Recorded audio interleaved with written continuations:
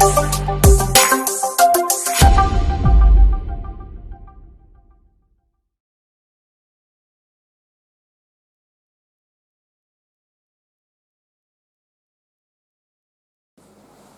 there, I just thought I'd do a quick unboxing of this game from GMT, Plains Indian Wars. I ordered it about six months or more ago from an online gaming store in the UK. Paid for it, and about 2 weeks ago I got a notification that they had it in stock and it was being shipped, and sure enough it turned up on my doorstep. So it's Plains Indian War, obviously GMT Games. It's the big, thick 3-inch box. The game designer is John Paniske, I think that's how you pronounce it. But what I'll do is, I'll take the shrink, it's still in shrink, I'll take the shrink off and I'll come back to you. Okay, the shrink's off, so I'll let you see the back of the box and read what you wish. So it is basically 19th century, the Great Plains, as the settlers were striving to build and move westwards, and of course they were passing through and claiming Indian lands at the same time. And this game tries to recreate it in an abstract form, but quite clever. Complexity is lowest of the medium scale, which I can confirm that, and it's almost at the top for solo play. Well, there is actually solo there in here, so we'll come to that. But the cards and everything, the artwork looks good even on the box. We'll have a look inside and see what it all actually does look like. If I can get the top off. Oh, that one too bad.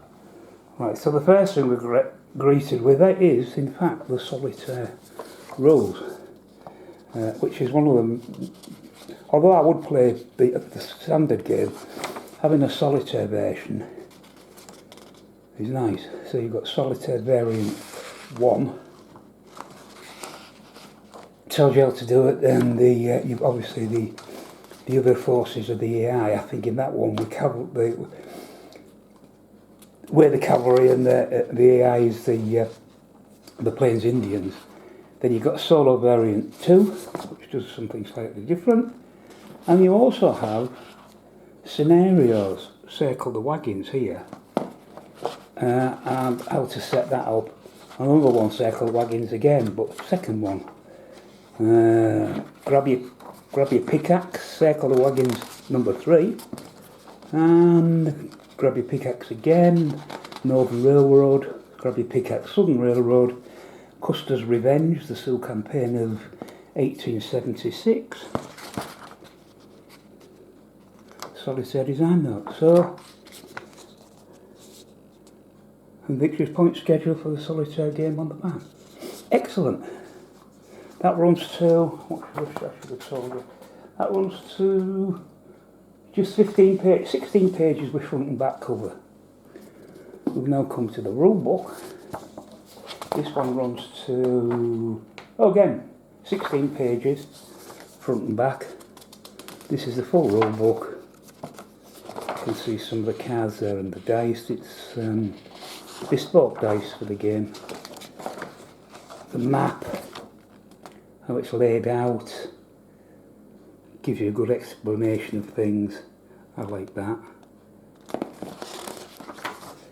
And so we'll go on about the cubes. Now this ain't going to be very long, because we're using cubes here. But I don't see really how else they could have done it. Yes, I suppose they could have put miniatures in, but that would have skyrocketed the cost of the game. I'm fine with wooden cubes. It doesn't bother me one bit. And so we go on and on with the rules. Plains Indian War plays it. If I can get it out. Cube movements on the back, sequence of play, and the dice faces for the different coloured dice, which different units will roll. the map. Now it's a big, well folded. I'll come to that later. And we get these cards. Now these cards are tarot size cards. You can see by the size of my hand, it's huge. So this is the settlers, and each one has a nice piece of artwork on it and what this card actually does, this event. So we've got the settlers, we've got the Southern Plains tribes, and we've got Cochise featured here and what this card will do here. We've got the US cavalry and good old George on the front there. Lovely cards, nice artwork. And finally we've got the Northern Plains tribes, and we've got Sitting Bull and what he does when this card's played. So we've got dice and cards, 4 packs. Then, love them or hate them, we've got cubes and discs. As I say, I don't have a problem with them. Some people will have. They'll take one look at this and say, no, I'll not bother. But that's up to you. I don't mind them personally. You get some custom dice with the different, the blue for the cavalry and the different ones for the settlers, the northern tribes and the southern tribes, and the other tribes which are enemies of the northern and southern tribes. So we got them. A black bag which we use to put the discs in as opposed to the cubes. That shows turn order, and I think that is it. Yep, there's anything else in there. Right, so what I'll do is I'll just move this to one side, put them back in, put the rule book back in, and I'll lay out this map, see what it looks like. I know it looks nice. I've seen it on the TV, on YouTube. You've got to be careful with these when you unfold and fold them, that you don't damage it or backfold it or anything. Right, I'm alright way up this, I am. Right, it needs a little bit of flattening, but God knows how long it's been sat in that box folded up, but that's okay, that'll soon flatten down, that's not too bad at all. So, what we got on it? Well, Mexico in the south, we've got Phoenix down here, up in the north we've got, let's zoom you in, we've got Canada, where blocks can be placed, and we've got, what's that say? We can't see, Fort Keogh, Fort Keogh, Fort Phil Kearny, we've got the Black Hills here, Fort Lincoln, Fort Laramie, oh you can't see, come down a bit, Fort Laramie there, and here, running along, is the Intercontinental Coast to Coast Railway, which the settlers have to build. That's one of the victory conditions, is to complete that railway. The southern tribes are the orange or yellow cubes. The northern tribes are the green, and they're their territories. The purple are actually enemies of the southern and northern tribes, and are actually fighting on the side of the US. So they've got an area down here in the south and an area up there in the northwest.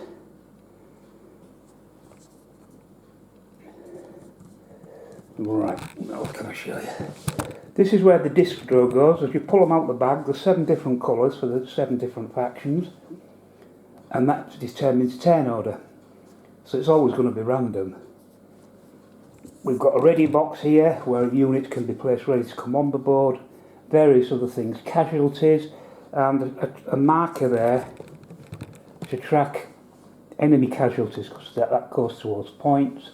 Another ready box here. This is St. Louis, I suppose you should say, St. Louis, which is the eastern side.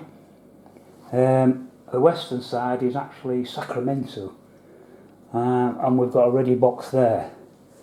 I'll come across to this side, and I'm moving the camera a bit here. Just take you around the corner. So again, much the same this side, we've got a ready box. This is Sacramento.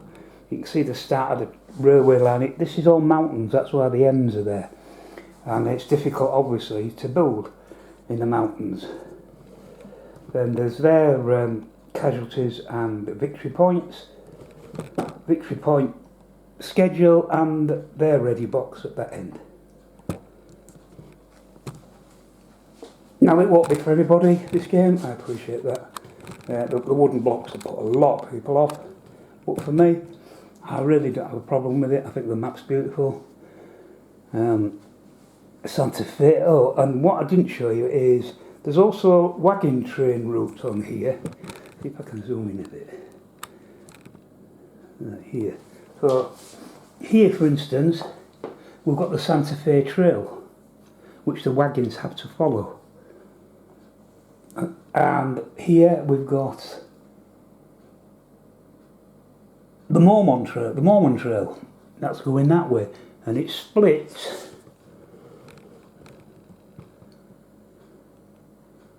It splits up there. So it splits into the Oregon Trail and down into the California Trail. So the wagons will travel along that, and of course the railway, when it's built, will slice through the continent and link coast to coast. It will link Sacramento with St. Louis. So yeah, I'm looking forward to playing this, especially as it's got various solo variants that you can play. But as I say, I can play the full game with 2 players, and that's not a problem for me. I can play it solo even though it's a 2-player game. So yes, I'm very pleased with this. It's been worth the wait. So I'm looking forward to getting this on the table. And hopefully, see you in the next video. Bye for now.